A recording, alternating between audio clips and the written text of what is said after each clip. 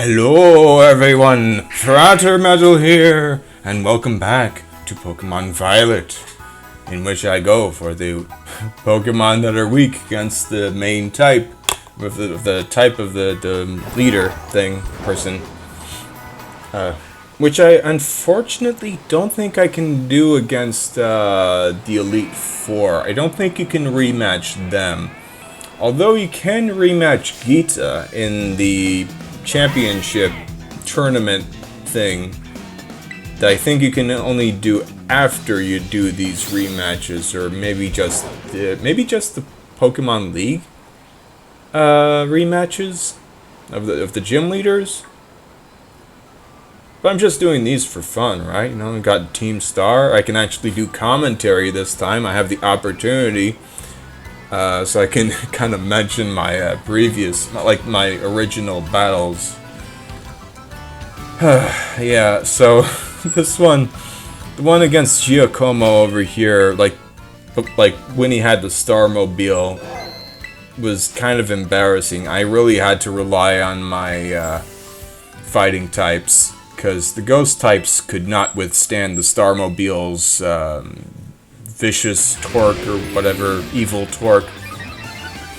Speaking of not being able to withstand dark type moves, somehow my Palisand could not withstand that, which, I mean, shocked me so much, although that was a critical hit, so maybe it could have survived. But that is only the one and only attempt that failed. Haha. So, now it's time for the ghost types to shine, you know, but previously they could only take care of the Pawniard, but this time, this time, I have a plan. A devious plan, starting with spite. For you see, as you may have already known, Sucker Punch has only 5 PP. So 1 plus 4 is 5, and now I can't do that anymore. And Cacturne is pretty slow, but I guess, so I could have gone for a lunge here. Maybe I'll do that later. I kind of forget this battle. Post commentary again. Oh yeah, I figured I'd just do that just to get rid of the spiky shield, because I'm go for that anyway. It's protect, but it hurts the attacker. Didn't want to, you know, just waste a turn, lose a little HP. Yeah, might as well avoid that, right? So here's a Crocodile, ground type. We can look out for an Earthquake. But I'm still faster. So a good Will-O-Wisp can actually prevent some damage. Actually, don't remember if this really worked out. Oh, it did. Yeah, kind of. Well enough. But then I figured I'll save Emma for later. There's a Pokemon this guy has that she will do very well against, or he, because I think it's actually male. It. Anyway, Palisand here has lots of defense, and Burn reduces the attack even more. Although that loss of defense will bite me in the butt, so to speak. But with iron defense and without a critical hit, I'll be able to withstand another. And at that rate, I better shore up. I think that's the signature move of Palisand. I think it gets better in rain or something. Something like that. But generally it's like Milk Drink or Synthesis. One of those moves. Roost. I think I'd have to use it again, yeah.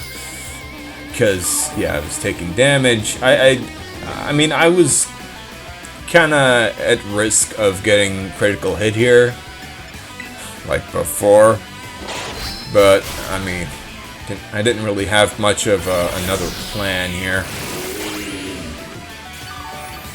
Palosan has pretty good special attack and defense, but also special attack. So that works out. I figured I'd do another iron defense because the poison would defeat it anyway. Didn't really need like a tiny bit of HP from Giga Drain. Might as well, you know, get a extra defensive shore up too. So against the next thing, I would be ready. Ho ho. Gotta say, Palosan is an interesting Pokemon. I think it's another Generation 7 Alola Pokemon Sun and Moon. Quite interesting. I like the spinning shovel on its head too. See, that's a nice touch you can only see in the HD Pokemon games. Ho ho. I don't even think that Palosan is in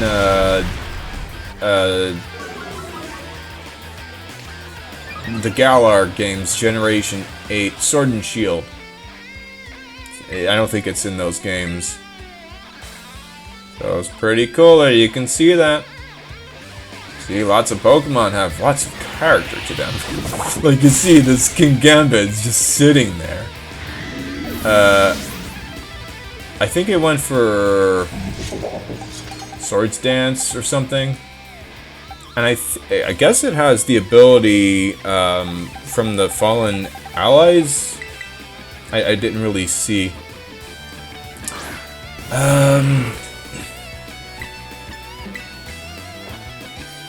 Going first, so I'm going for Brick Break. It would not have worked if that thing was at full HP. See, it is a dark skill type, but it has the defense to withstand a fighting type move, which is why I had to use my ghosts for the Pawniard that it was in the original battle.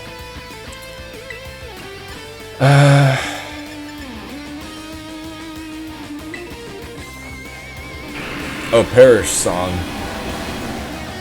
I don't know why I went for this, because this thing has a dark type move. Oh, maybe I figured because it would use Tailwind, I guess.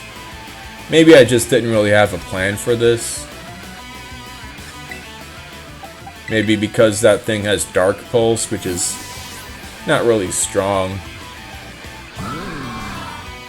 So as I said, and as you will see later, if an enemy trainer in the game, from the game, does not think in terms of, oh, hey, I can defeat the enemy with this move. If it has no move that it can knock out without a critical hit, it will go for a status move, like Screech, or Tailwind, or Thunder Wave, something like that.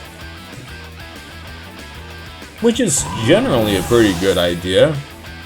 And these Pokemon have pretty good moves. Tailwind can really make things tough.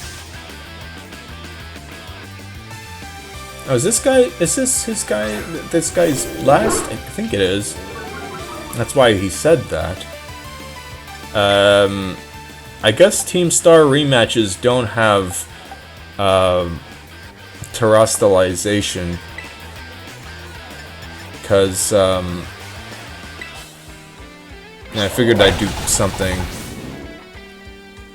I think all the dogs in this game can play rough. Arcanine can learn it. I don't know about Lycanroc though. I don't think it can. Anyway, you better watch out for that, I tell you what. So this is what I meant, or maybe I'll put it in the description. So this is kind of technically beating him with 5 Pokemon, because that did not work, and therefore my Frostlass, as opposed to the way it was with Airy, is actually useless. So technically, effectively,